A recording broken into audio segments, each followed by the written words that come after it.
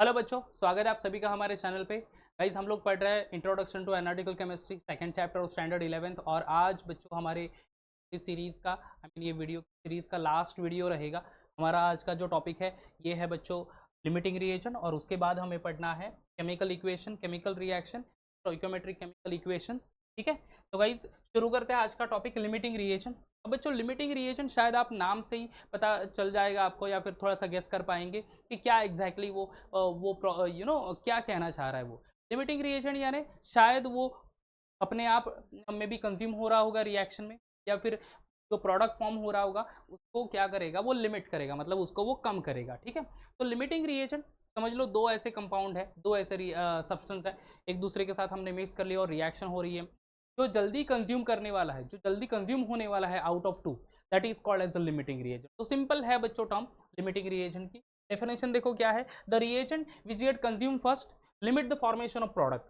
ठीक है, the reagent which get consumed first and limit the formation of product. तो ऐसे रिएजेंट जो कि खुद पहले कंज्यूम हो जाएंगे, खुद पहले रिएक्ट हो जाएंगे, सारी क्वांटिटी वहां पे, और इसकी वजह से प्रोडक्ट फॉर्मेशन जो है वो शायद से वहां पे लिमिट कर लेगा, मतलब वो कम कर लेगा, तो उसको हम लोग कहेंगे लिमिटिंग रिएजेंट। जैसे ही एग्जांपल है बच्चों, देखो 2NO इन अ गैसियस फॉर्म, नाइट्रिक ऑक्साइड है ये बच्चों, react with O2 two gives 2NO2।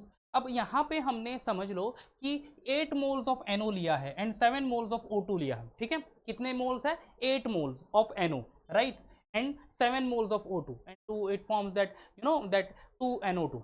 अब बच्चों यहाँ पे कौन सा लिमिटिंग रिएजेंट है ये हमें यहाँ पे समझ, देखो ये कैलकुलेशन है। अब 2 मोल्स ऑफ NO यानी देखो 2 मोल्स ऑफ NO कितने NO2 फॉर्म कर रहा है? 2 मोल्स ऑफ NO2। तो लिखा है यहाँ पे that is 2 moles of NO is equal to 2 moles of NO2, right. तो फिर 8 moles of NO is equal to how much? ठीक है, 2 मोल्स ऑफ NO क्या फॉर्म कर रहा है? 2 मोल्स ऑफ NO2 फॉर्म कर रहा है। समझ में आ रहा है ये चीज? ठीक है, तो हमने अगर 8 मोल्स NO ले लिया दैट इज नाइट्रिक ऑक्साइड, तो ये नाइट्रोजन ऑक्साइड कितना मोल्स फॉर्म करेगा? क्रॉस मल्टीप्लीकेशन कर ले तो 8 into 2 divided by 2 that is 8 moles. ठीक है, कितना आ जाएगा वो? 8 मोल्स। तो बच्चों यहां पे देखो 8 moles of NO, 8 moles of NO forms 8 moles NO2। ठीक है, ये समझ में आ रहा है? ओके, इस कैलकुलेशन से अब चले जाते हैं 7 मोल कंसीडर कर लेते हैं। अब यहाँ पे O2 का कितना मोल है in balance chemical equation? 1 mole. 1 mole of O2 gives 2 moles of NO2। देखो 1 mole of O2 gives 2 moles of NO2। तो फिर हम लोग कितना ले रहे हैं? 7 मोल। तो 7 moles of O2 gives how much? Cross multiply करना है। 7 moles of NO is equal to 7 into 2 divided by 1 that is equal to 14 moles. तो बच्चों एक mole 7 moles of NO2 O2 giving 14 moles of NO2। तो ज्यादा कौन दे रहा है number of moles of NO2? 14 moles of NO2 given by 7 moles of oxygen and 8 moles of NO2 given by 8 moles of NO, right? तो limiting reagent कौन सा हुआ दोस्तों? लिमिटिंग रिएजेंट हुआ NO। तो here the limiting reagent is, therefore हम लोग लिख सकते हैं therefore limiting reagent is NO। ठीक है, लिमिटिंग रिएजेंट क्या है? NO। NO मतलब बच्चों नाइट्रिक ऑक्साइड। ठीक है, NO का नाम क्या है? Nitric oxide. तो इधर देखो नंबर ऑफ मोल्स ज्यादा है, राइट, नंबर ऑफ मोल्स ज्यादा है, but actually number of moles में मास तो कम हो जाएगा। एक मोल O2 है तो उसका मास एक्चुअली होता है 32 ग्राम, एक मोल NO ले लो तो वो एक्चुअली 34 ग्राम आएगा। 16 प्लस 34 भी नहीं, 16 एंड 14 तो कितना हो जाएगा? That is 30 gram only. तो guys in terms of mass oxygen ज़्यादा है, इसके वजह से though the number of moles are higher but उसका मास कम हो जाएगा NO का, and that's why it get consume first, right, and retard and limits the formation of NO2 over that. तो that's why here NO is a limiting reagent. ठीक है guys, तो समझ में आ गया लिमिटिंग रिएजेंट क्या है? लिमिटिंग रिएजेंट मींस ऐसे सब्सटेंस जो खुद पहले ही रिएक्ट हो जाएंगे, ओके, और वो डिजायर्ड प्रोडक्ट जो इतनी अमाउंट हम लोग एक्सपेक्ट कर रहे हैं वो इतना नहीं मिलेगा। अंडरस्टूड? तो लिमिटिंग रिएजेंट हो जाएगी। नहीं, कम ज़्यादा अमाउंट में है तभी वो पॉसिबल है, तो जो कम अमाउंट में होगा जल्दी रिएक्ट हो जाएगा, that is limiting reagent. Simple is that. Done बच्चों? ओके, आगे बढ़ते हैं। Now will going to see the chemical equation. ठीक है, या फिर केमिकल रिएक्शन क्या होता है, chemical reaction that will see. Okay अब देखो बच्चों, केमिकल रिएक्शन यानी क्या? Balance chemical equation is a symbolic representation of a chemical reaction. ठीक है, chemical reaction mean simply balance chemical equation जो कि सिंबॉलिक प्रेजेंटेशन में है। जैसे कि समझ लो हम बर्निंग ऑफ मीथेन ले लेते हैं। ठीक है, will take the example burning of methane gas. ठीक है, क्या है? Burning of methane gas. अब मीथेन गैस बर्न करना है तो फिर पहले तो मुझे मीथेन का मॉलिक्यूलर फॉर्मूला लिखना होगा। What is the molecular formula of methane? Molecular formula of methane is CH4। क्या है? CH4, right. ओके, तो CH4 मॉलिक्यूलर फॉर्मूला, उसका हम लोग फिजिकल स्टेट भी लिख लेते हैं, दैट इज गैस। किसके साथ रिएक्ट हो रहा है? O2 के साथ रिएक्ट हो रहा है, right. O2 again in a gaseous state. और वो क्या फॉर्म करेगा बच्चों?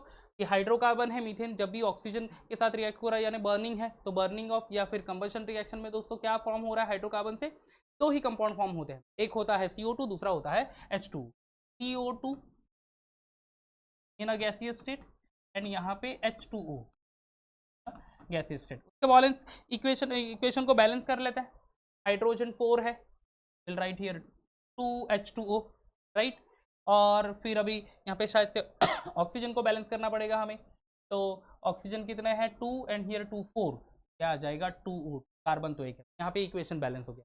तो जब भी हम लोग कोई बैलेंस केमिकल इक्वेशन लिखेंगे, specially in a symbolic form, that is called as a chemical reaction. उसको हम लोग कहेंगे क्या बच्चों? Chemical reaction. कोई भी रिएक्शन हो, जैसे कि say reaction of hydrochloric acid with NaCl, ठीक है, हाइड्रोक्लोरिक एसिड विथ NaCl, तो वो बैलेंस इक्वेशन लिखेंगे हम लोग, जैसे कि HCl रिएक्ट विथ NaCl नहीं, NaOH।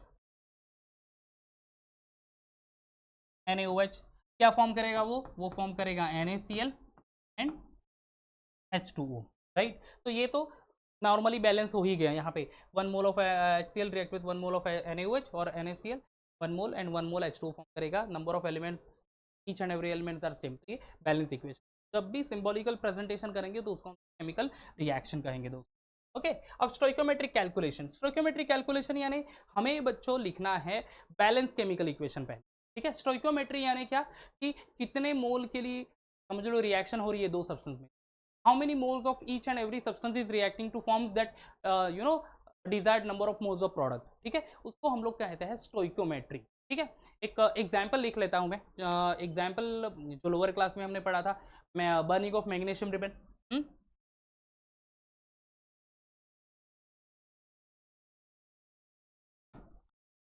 Burning of Mg metal या मैग्नीशियम रिबन। कैसे क्या लिखते थे रिएक्शन में? यस, रिएक्शन में Mg लिखेंगे, राइट। कौन से? सॉलिड स्टेट में। किसके साथ बर्निंग हो रही है? मतलब ऑक्सीजन के साथ रिएक्शन हो रहा है, राइट। और फिर वो क्या फॉर्म करेगा? मैग्नीशियम ऑक्साइड फॉर्म करेगा, राइट। मैग्नीशियम ऑक्साइड MO, और वो होता है सॉलिड स्टेट में। ओके, इसका भी बैलेंस भी कर लेते हैं हम लोग। O2, तो आई थिंक यहाँ पे 2 Mg लेना होगा हमें और ये 2 MgO लिखना होगा, हमारा इक्वेशन बैलेंस हो गया। ओके, अब बच्चों ये तो बैलेंस इक्वेशन ले लिया।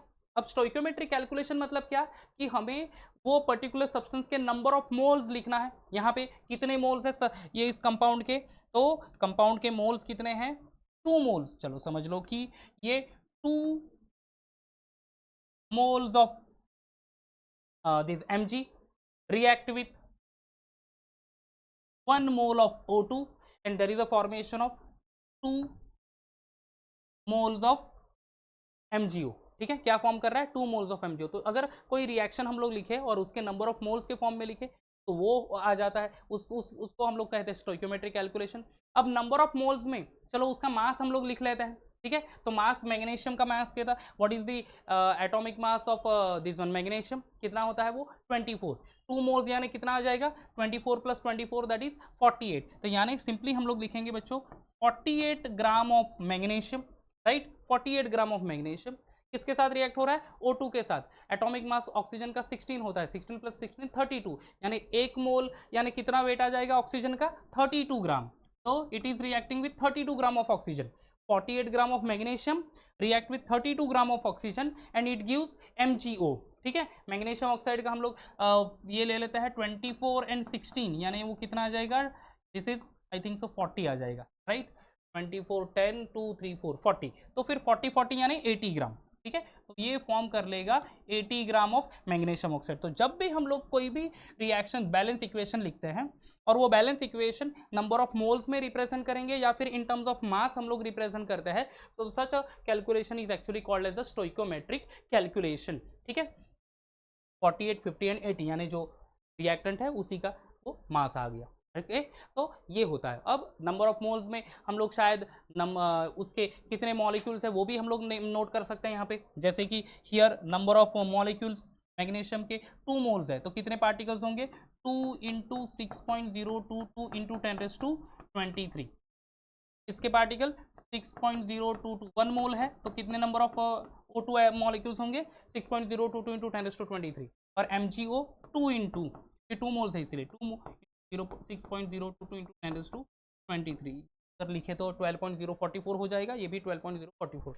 तो इन terms of moles, in terms of मास, या फिर हम लोग इन टर्म्स ऑफ मॉलिक्यूल्स लिख दे उस पर्टिकुलर बैलेंस केमिकल इक्वेशन को, उसको हम लोग स्टोइकोमेट्रिक कैलकुलेशन कहते हैं, ठीक है दोस्तों। आगे बढ़ते हैं। नेक्स्ट इज अभी concentration of a solution, okay. बहुत आसान सी ये से टर्म्स है कॉन्सेंट्रेशन। अब कॉन्सेंट्रेशन मतलब क्या दोस्तों? कॉन्सेंट्रेशन मतलब सिंपली हम लोग कहेंगे कि समझ लो मेरे पास बीकर है, ठीक है। मेरे पास बीकर ले लिया मैंने, एक ग्लास बीकर, और उसमें मैंने वाटर ले लिया, ठीक है, H2O, ठीक है। कितना वाटर है? 100 ml वाटर है। दूसरा भी एक मैंने बीकर ले लिया बच्चों, राइट, और उसमें मैंने वाटर रखा H2, इसमें भी उसका भी वॉल्यूम 100 ml है। अब एक बीकर में बच्चों मैं ऐड कर रहा हूं 5 ग्राम NaCl इसमें, ठीक है, और इसमें मैं ऐड कर रहा हूं समझ लो 20 ग्राम NaCl, ठीक है। मैं कितना ऐड कर रहा हूं 20 ग्राम NaCl। अब दोनों तो सॉल्ट सॉल्यूशन है, दोनों क्या है दोस्तों? सॉल्ट सॉल्यूशन है, राइट, बट दोनों की अमाउंट अलग अलग है, वॉल्यूम तो सेम हो गया सॉल्यूशन का, but 5 gram NaCl dissolve in 100 ml of water, 20 gram NaCl dissolve in 100 gram of water. समझ में आ रहा है ये? ओके। अब यहाँ पे mass of a solute is different in that same volume of a solvent।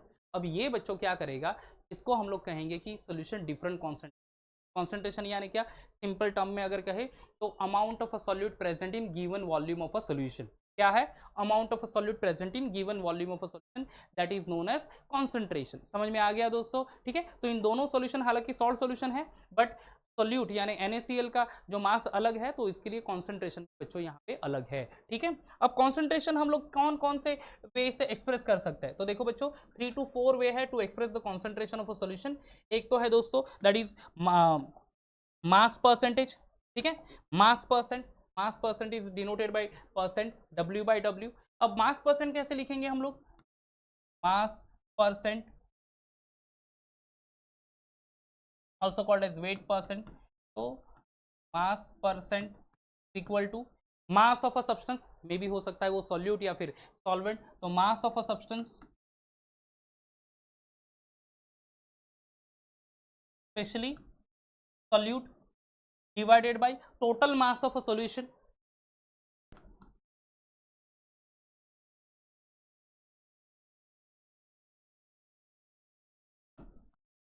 Into 100।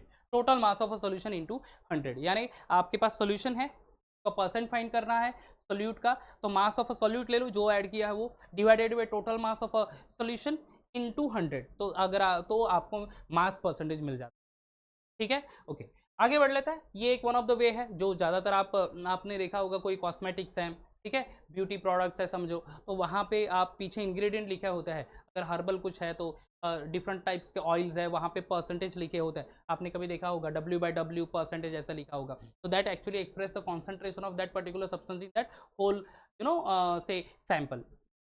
Next one is mole fraction. बच्चों mole fraction is denoted by x sign, ठीक है, mole fraction is denoted by capital x sign, ठीक है। अब ये कैसे होगा, let's see. Consider करो कि we are having a solution is made up of two substance A and B, ठीक है। A and B मिक्स करके हमने सोल्यूशन बना लिया, A सॉल्यूट है एंड B सॉल्वेंट है, ये कंसिडर कर। अब इसके नंबर ऑफ मोल्स भी है, नंबर ऑफ मोल्स तो हमने फर्स्ट चैप्टर में ही पढ़ लिया दोस्तों, right. Okay, number of moles consider करो कि नंबर ऑफ मोल्स ऑफ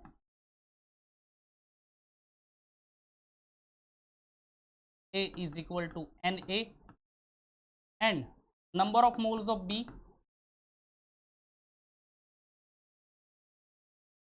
ये बच्चों है Nb, ठीक है। Number of moles of B is nothing but Nb। Na क्या रिप्रेजेंट करेगा, number of moles of A and B, right, यानी सॉल्यूट एंड सॉल्वेंट का नंबर ऑफ मोल्स। अब बच्चों मोल फ्रैक्शन है क्या चीज, मोल fraction is nothing but a ratio of number of moles of a component divided by total number of moles of a component, ठीक है। मैं रिपीट कर रहा हूं, number of moles of a component of a solution divided by total number of moles of a component of a solution. अब समझ लो ये solution है, ये बाइनरी सॉल्यूशन कहते हैं हम लोग, क्यों, क्योंकि एक सॉल्यूट और एक सॉल्वेंट यहाँ पे मिक्स है, दो टोटल कंपोनेंट दो है, तो वो बाइनरी सॉल्यूशन हुआ दोस्तों, राइट। तो बाइनरी सॉल्यूशन में क्या हो जाएगा, number of moles of a solute divided by total number of moles of solution, ठीक है, divided by total number of moles of a solution, तो ये आ जाएगा mole fraction of a solute. समझ लो कि मैं लिख रहा हूं in the form of XA, तो XA is equal to mole fraction of a solute, तो mole fraction of a solute क्या आ जाएगा, number of moles of solute, number of moles of a लिख लेता हूं मैं, divided by total number of moles, total number of moles, total number of moles of solution, ठीक है, total number of moles of solution. तो guys यहां पे हमें XA इज इक्वल टू क्या लिखना होगा, नंबर ऑफ मोल्स ऑफ ए क्या है Na divided by total number of moles of solution. अब देखो ये सॉल्यूशन प्रिपेयर हुआ है A एंड B से, राइट, तो number of moles of A है Na, नंबर ऑफ मोल्स है Nb, तो अगर Na और Nb को ऐड कर लेंगे तभी हमें total number of moles of solution मिलेगा। तो यहाँ पे हम लोग लिखेंगे Na प्लस, तो दोस्तों अगर हम ये रेशो ले लेते हैं क्या, that is Na divided by Na plus Nb, ये हो जाएगा number of moles of one component, या फिर आप कह सकते हैं इन जनरल सॉल्यूट के लिए, ठीक है। सिमिलरली अगर मैं दूसरे सॉल्यूशन के लिए जाता हूं, ठीक है, if I will go for the solution, ठीक है, तो यहाँ पे आई मीन सॉरी सॉल्वेंट, तो ये लिखेंगे XB सेकेंड कंपोनेंट के लिए, तो वो क्या हो जाएगा, number of moles of XA find करना था, number of moles of A divided by total number of moles, तो XB फाइंड करना है तो number of moles of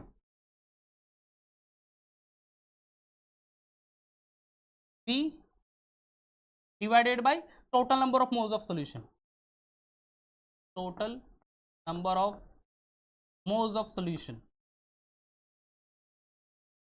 right. अब बच्चों number of moles of B क्या है, Nb, तो here Nb divided by Na plus Nb, right, तो XB यानी mole fraction of second component Nb divided by Na plus, ये बच्चों नेक्स्ट फॉर्मूला, राइट, दूसरा फॉर्मूला यहाँ, ठीक है, XA is equal to Na upon Na plus Nb, XB mole fraction of second component, you can say solvent is equal to number of moles of solvent upon number of moles of a solution, ठीक है। एक और चीज बच्चों बहुत बहुत important है यहाँ पे, ये हमें ध्यान में रखना है, that XA plus XB is always equal to 1, ठीक है, XA और XB ये वैल्यू कभी भी एक ही आती है, ठीक है, कितनी आती है 1, XA plus LB is always equal to 1, यानी दोनों की वैल्यू मिला दो आप, mole fraction of solute mole fraction of solvent, वो आ जाएगा 1, अंडरस्टूड। तो ये हो गया बच्चों मोल फ्रैक्शन, ये एक यूनिटलेस क्वांटिटी। अब चले जाते हैं molarity, molarity is denoted by capital M। अब क्या है बच्चों molarity, molarity is nothing but the number of moles of a solute, number of moles of solute present in 1 liter solution, ठीक है, number of moles of a solute present in 1 litre of a solution, ये बच्चों definition है molarity की, it is define as number of moles of a solute present in 1 litre of a solution. तो फिर molarity को कैसे लिखेंगे हम लोग, molarity that is M is equal to number of moles, number of moles of solute upon present in 1 litre of solution. 1 litre of solution क्या express कर रहा है? वॉल्यूम। ठीक है, तो volume of solution in litre, volume of solution that is in litre, ये तो bracket में एल लिख लेते हैं, दैट रिप्रेजेंट लीटर। इसी को बच्चों एक और सिंपल फॉर्म में ये फॉर्मूला हम लोग नोट कर सकते हैं। ठीक है, कैसे लिखेंगे? और लिख देता हूं मैं यहाँ पे, सिंपली कैपिटल एम ही लिखता हूँ, या चलो लिख लेता है molarity, molarity that is M. अब बच्चों number of moles of a solute, number of moles यानी क्या? मास अपॉन मोलार मास, तो मैं लिख लेता हूं mass. And volume of solution litre है, उसको मुझे ml में लेना है, तो मैं क्या करूंगा? 1000 से मल्टीप्लाई कर दूंगा। अब वो जस्ट क्रॉस मल्टीप्लाई करेंगे तो ऊपर चला जाएगा। तो सिंपल फॉर्मूला इसका ये है, molarity m is equal to mass of solute, mass of solute in gram, हाँ बच्चों, into 1000 divided by molar mass of solute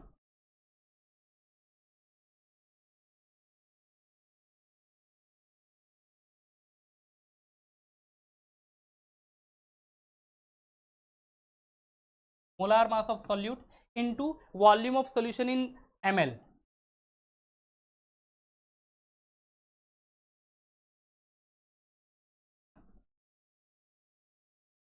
volume of solution in ml। तो बच्चों आप एक तो ये ऊपर वाला फॉर्मूला यूज कर सकते हो, molarity is equal to number of moles of a solute upon volume of solution in litre, या फिर simplified formula molarity is equal to mass of a solute into 1000 upon molar mass of a solute into volume of solution in. ठीक है, what is the unit of molarity? Unit दोस्तों है इसका मोल पर DM, मोल per litre, या फिर litre के place पे आप डीएम क्यूब लिख सकते हैं, या फिर सिंपली आप कैपिटल एम लिखो, दैट ऑल्सो ओके, तो भी आपका वर्क हो जाएगा। अंडरस्टूड? तो this is all about molarity.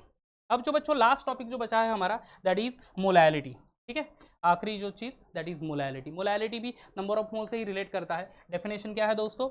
It is nothing but the number of moles of a solute present in 1 kg of solvent, present in 1 kg solvent, 1 kilogram of solvent. ठीक है, अब आप डेफिनेशन देख लो molarity की, तो number of moles of a solid present in 1 litre of solution, but यहाँ पे molality number of moles of a solid present in 1 kg of solvent, molality is denoted by small m। तो इसका formula कैसे लिखेंगे? With the help of definition. Formula देख लो बच्चों, molality small m लिखेंगे, number of moles, number of moles of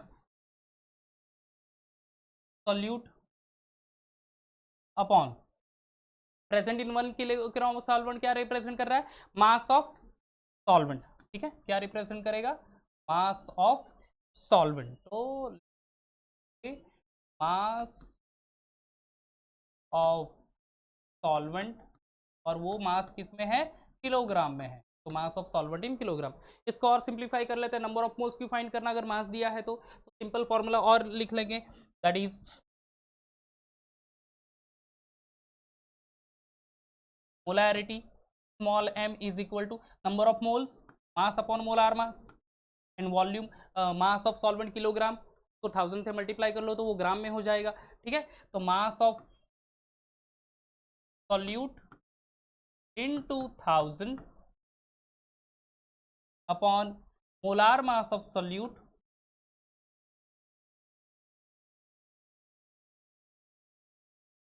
into, अब देखो यहाँ पे मोलैरिटी के लिए वही फॉर्मूला है मास of a solute into 1000 upon molar mass of solute into volume of solution, but यहाँ पे वॉल्यूम ऑफ सॉल्यूशन ना लेके हमें लेना है मास ऑफ सॉल्वेंट। क्या लेना है? मास of solvent, and mass of solvent किस में होगा? वो होगा ग्राम में। ये फॉर्मूला है, तो ऑल्टरनेटिव फॉर्मूला आप यहाँ पे लिख सकते हैं ये, और ठीक है, ऑल्टरनेटिव फॉर्मूला आप यूज कर सकते हैं। आप तो ऊपर वाले फॉर्मूले पे जाओ, या फिर आप ये यूज कर दो। मेरी सजेशन ये है कि ये यूज कर लो जब भी न्यूमेरिकल सॉल्व करेंगे। ज़्यादातर आपको एक मास ऑफ सॉल्यूट ग्राम में दिया जाएगा, ठीक है, वॉल्यूम ऑफ सॉल्यूशन ml में दिया जाएगा ज़्यादातर, या फिर मास ऑफ सॉल्वेंट ग्राम में दिया जाएगा। तो सिंपल सा जस्ट वैल्यू पुट करनी है इस फॉर्मूले में, एंड आपको बाकी आगे सॉल्व कर। ठीक है। यूनिट क्या है बच्चों इस मोलैलिटी का? मोलैलिटी का यूनिट है दोस्तों